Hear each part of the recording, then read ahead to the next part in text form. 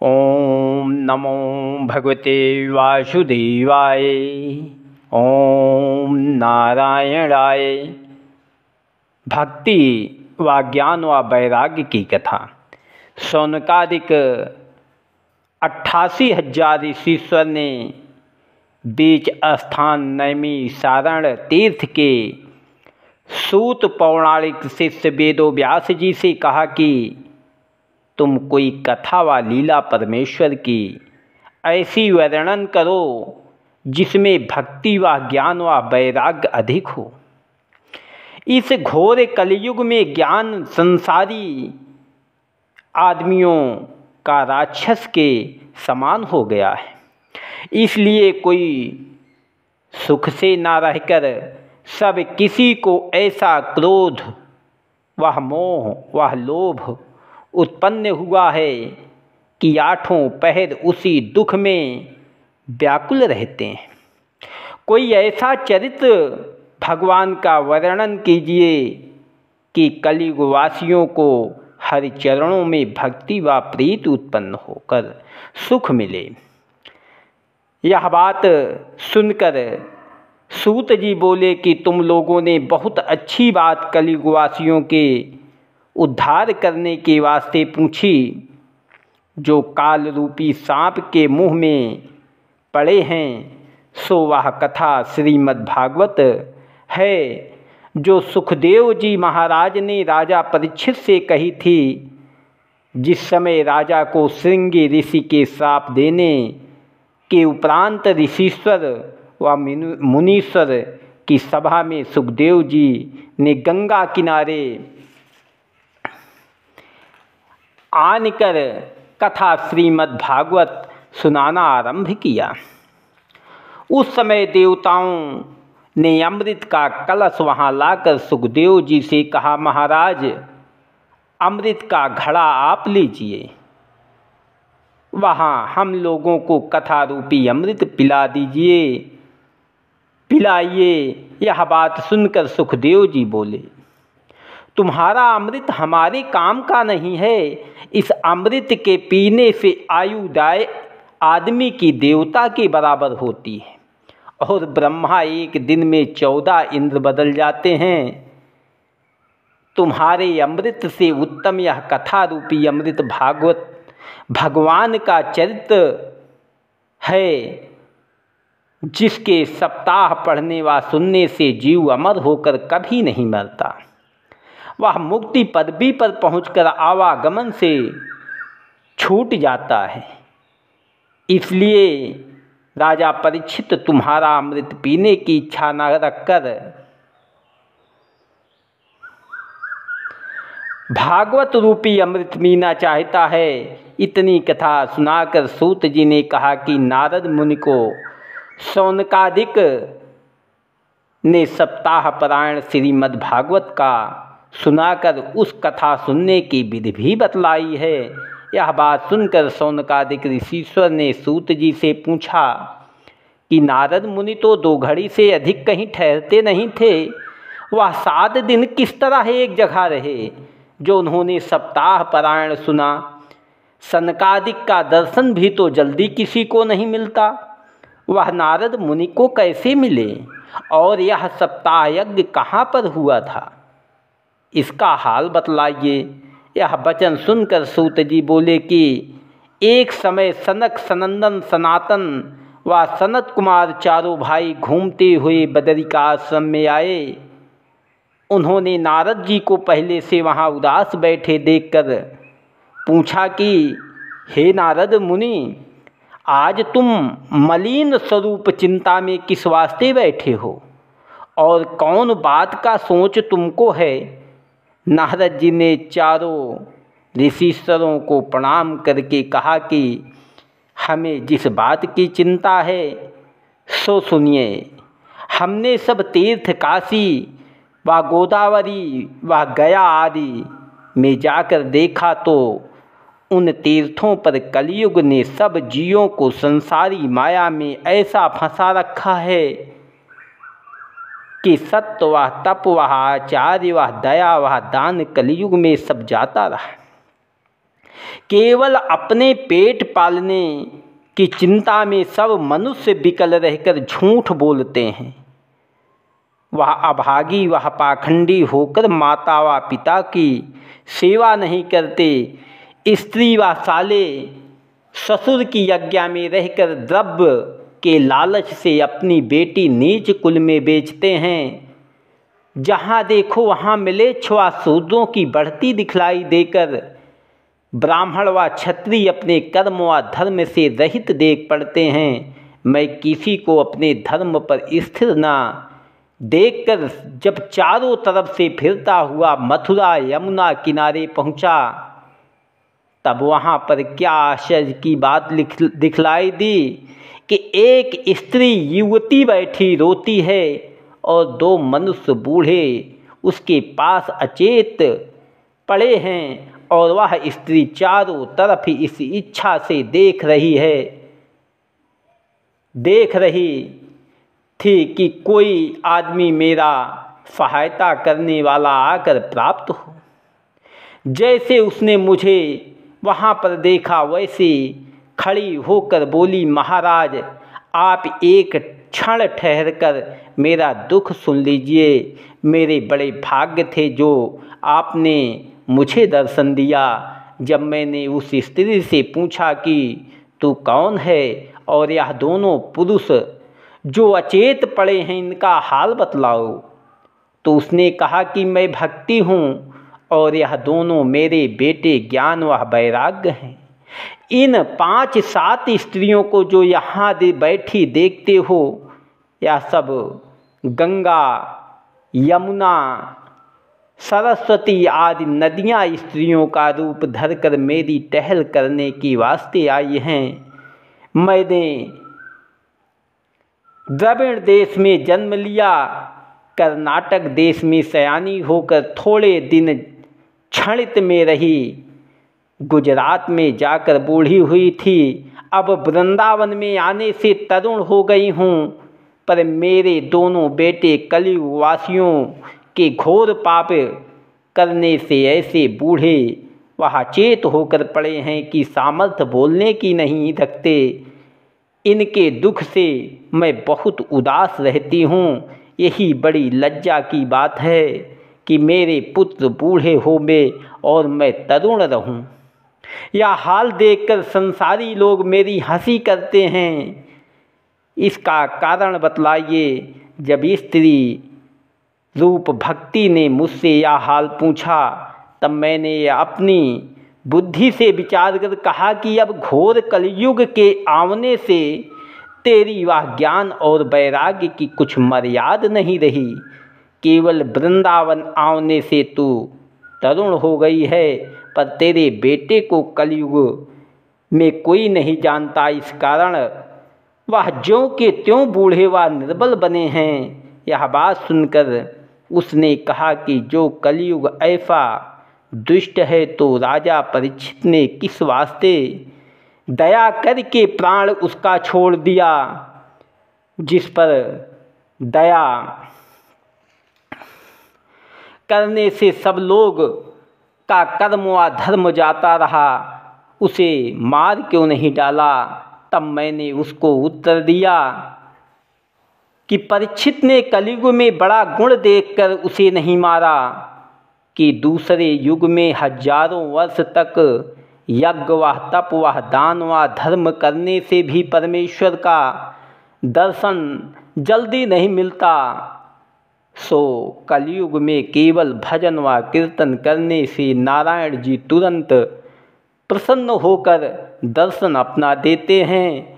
पर कलयुग वासियों से सहज बात भी नहीं बन पड़ती, इसलिए कलयुग ने सब आदमियों का कर्म धर्म खो दिया है। तीर्थ में ब्राह्मण दान लेकर प्रायश्चित उसका नहीं करते। सब कोई काम व क्रोध व लोभ व अहंकार में भरे रहते हैं। कलयुग का यही धर्म है कि इसमें केवल परमेश्वर की भजन व सुमरन उत्तम समझना चाहिए। यह बात सुनकर भक्ति ने कहा कि तुम धन्य हो, बड़े भाग्य से तुम्हारे दर्शन मुझे प्राप्त हुए। आप सब किसी का दुख छुड़ाने के योग्य हैं, सो कोई उपाय करके ज्ञान व वैराग्य को तरुण कर दीजिए, जिसमें मेरा दुख छूट जावे। मैं तुमको बारंबार दंडवत करती हूँ। नारद जी ने स्त्री रूप भक्ति से कहा कि अब तुम अपनी चिंता छोड़कर श्री कृष्ण जी के चरणों में ध्यान लगा। उनका स्मरण व ध्यान करने से सब दुख तेरा छूट जाएगा। जिस समय राजा दुर्योधन की सभा में दुशासन ने द्रौपदी का चीर खींचकर नंगी करना चाहा था, उस समय द्रौपदी के ध्यान करने से नारायण जी ने चीर बढ़ाकर उसकी लज्जा रखी। और जब गजेंद्र का पैर ग्राह से ने पकड़ा और उसका प्राण बचाने वाला कोई नहीं रहा, तब हाथी के स्मरण करते ही विष्णु भगवान ने पहुंचकर गजेंद्र का प्राण ग्राह से बचाया। हे भक्ति, तू बैकुंठनाथ को प्राण से भी अधिक प्यारी है। वह तेरे वास्ते नीच जात में भी जहाँ तेरा वास रहता है वहाँ आनकर उसका उद्धार कर देते हैं। सतयुग और त्रेता और द्वापर में सज्जन लोग बहुत सा यज्ञ व तप दान व धर्म करने से मुक्ति पाते थे। कलयुग में केवल तेरी कृपा से सब जीवों का उद्धार हो जाता है। ज्ञान व वैराग्य को कोई नहीं पूछता, इसलिए तेरा दुख छुड़ाने वास्ते बहुत अच्छा उपाय करके जगत में तेरी महिमा प्रकट कर देता हूँ। जिसके हृदय में तेरा वास रहेगा वह लोग पापी होने पर भी यमराज का कुछ डर ना रखकर तेरी दया से बैकुंठ धाम को चले जावेंगे। परमेश्वर का दर्शन यज्ञ और तप व व्रत व दान करने से जो जल्दी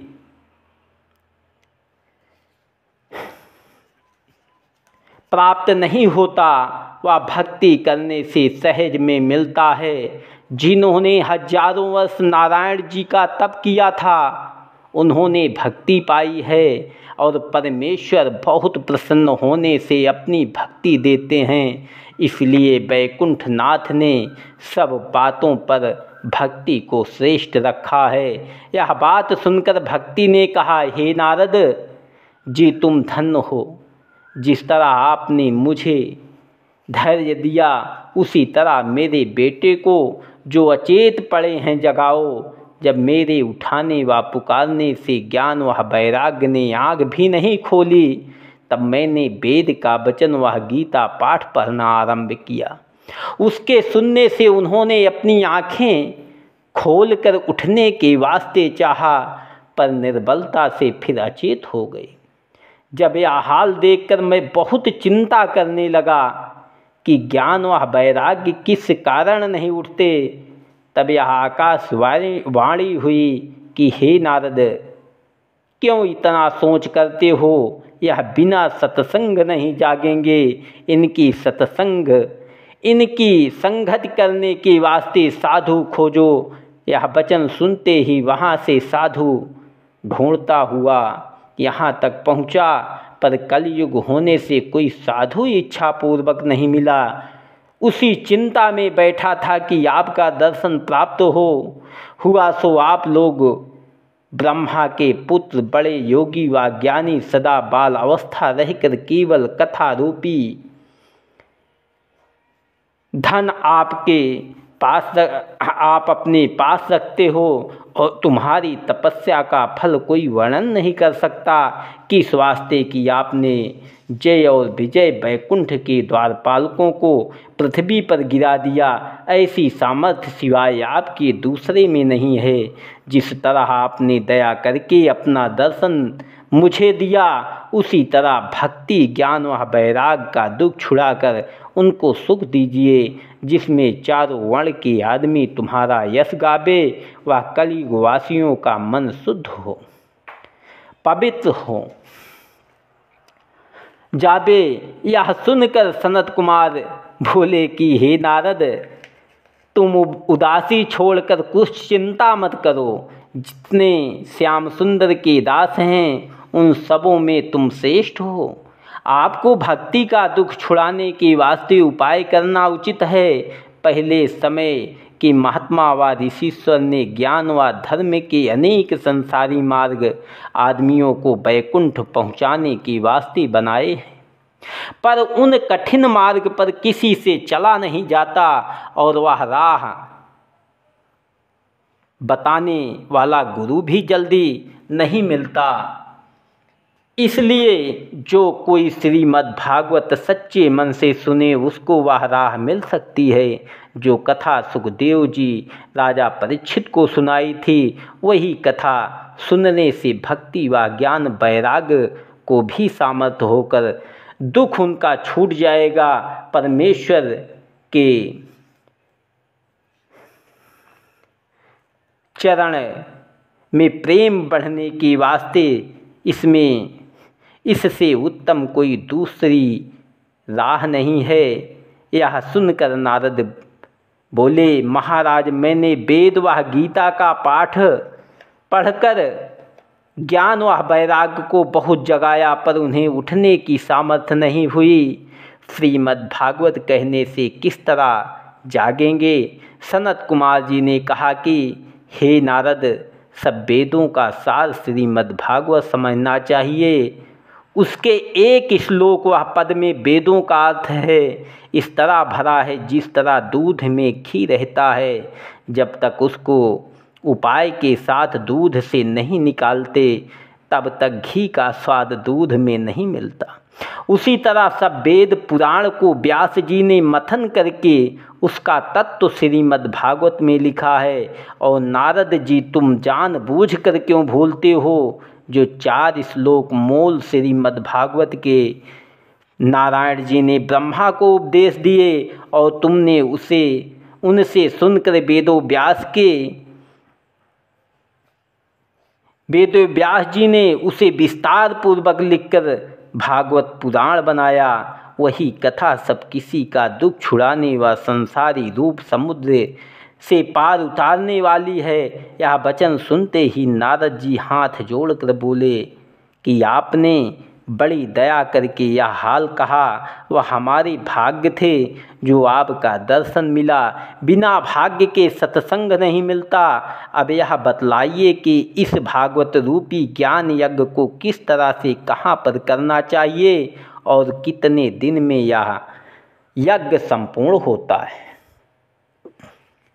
सनत कुमार जी का श्रीमद् भागवत की साप्ताहिक विधि, उसके सुनने से जो फल मिलता है वर्णन करना। सनत कुमार जी बोले कि हे नारद मुनि, तुमने बहुत अच्छी बात पूछी। हरिद्वार में गंगा के किनारे यज्ञ करने के वास्ते अच्छा स्थान है।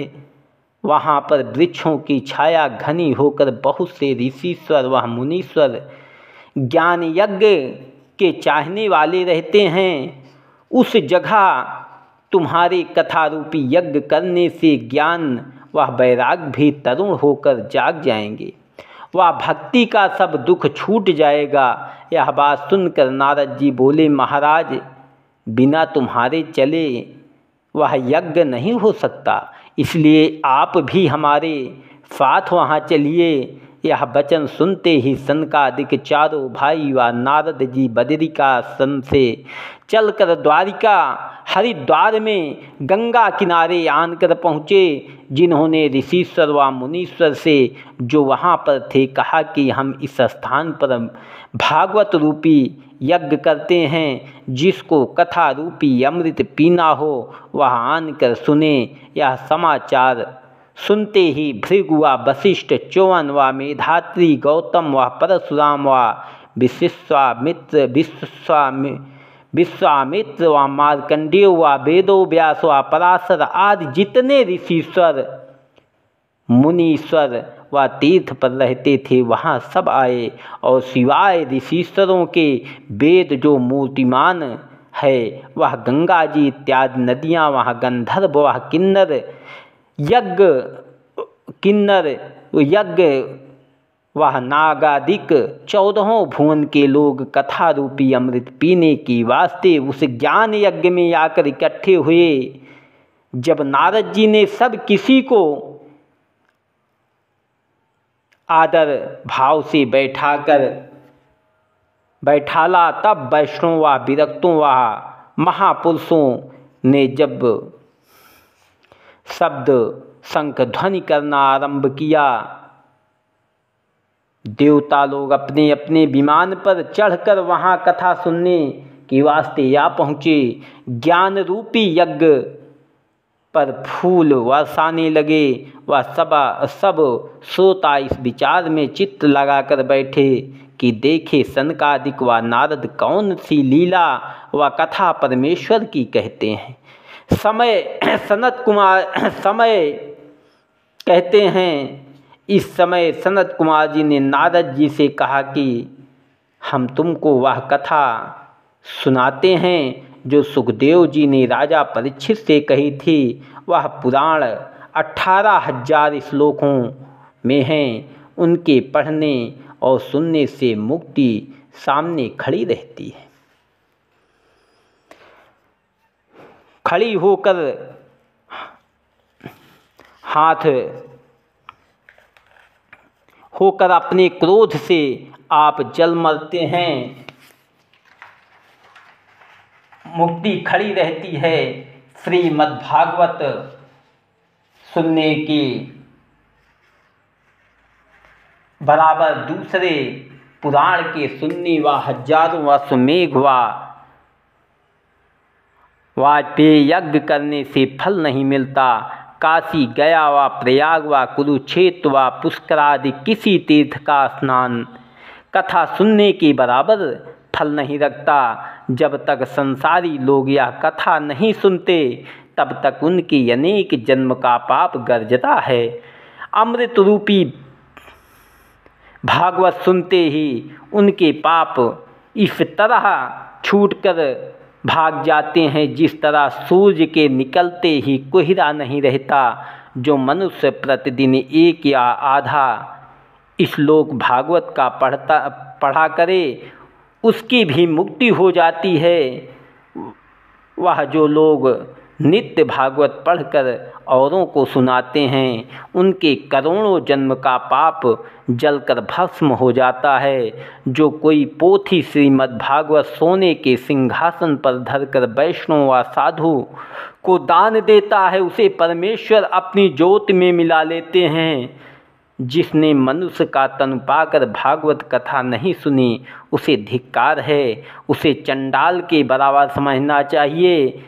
ऐसा सूत जन्ने से उसकी माता बांझ रहती तो अच्छा था। कलयुग में यज्ञ व तप व दान व धर्म आदि से कुछ नहीं होता और उसका मन एक तरफ नहीं लगता। इस वास्ते पर ब्रह्मा नारायण ने वेदो व्यास जी से अवतार लेकर वेदो व्यास जी का अवतार लेकर यह कथा बनाई है। जो कोई 7 दिन तक चित्त लगाकर इस पुराण का सप्ताह सुने उसको यज्ञ व तप व व्रत दान सबका फल प्राप्त होकर मुक्ति पदार्थ मिलता है। जब उद्धव ने 11 स्कंध में सब ज्ञान श्री कृष्ण जी से सुनकर कलयुग का लक्षण जाना तब श्याम सुंदर के चरणों का ध्यान धरकर मुरली मनोहर से पूछा कि हे दीनानाथ, आप तो बैकुंठ धाम को जाते हैं, संसारी लोग का उद्धार किस तरह होगा।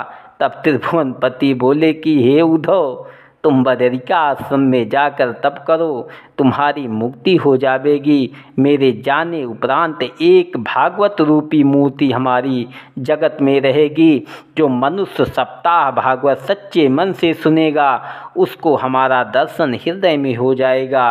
संसारी लोक का दुख छुड़ाने वाला यह पारायण समझना चाहिए। सिवाय इसके और कोई दूसरी वस्तु आदमी को माया रूपी जाल से छुटाने वास्ते उत्तम नहीं है। इतनी कथा सुनकर सूत जी ने शौनकादिक ऋषिश्वर से कहा कि जब सनत कुमार जी ने सप्ताह पारायण श्रीमद्भागवत का सुनाना आरंभ किया वह सब कोई सुनने लगे। तब उस अमृत रूपी कथा के प्रताप से वह दोनों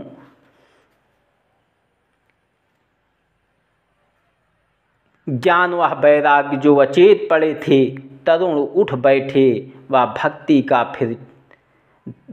का फिर जो दुख था छूट गया। उसका दर्शन सब सभा वालों पाकर गोविंद व हरे मुरारे कहने लगे। वह भक्ति व ज्ञान व वैराग्य का दर्शन मिलने से उसको भक्ति उत्पन्न होकर कलयुग का दुख जाता रहा। वह सब किसी का मन सप्ताह कथा सुनकर शुद्ध एक चित्त हो गया। ओम नमो भगवते वासुदेवाय। ओम नारायणाय नमः।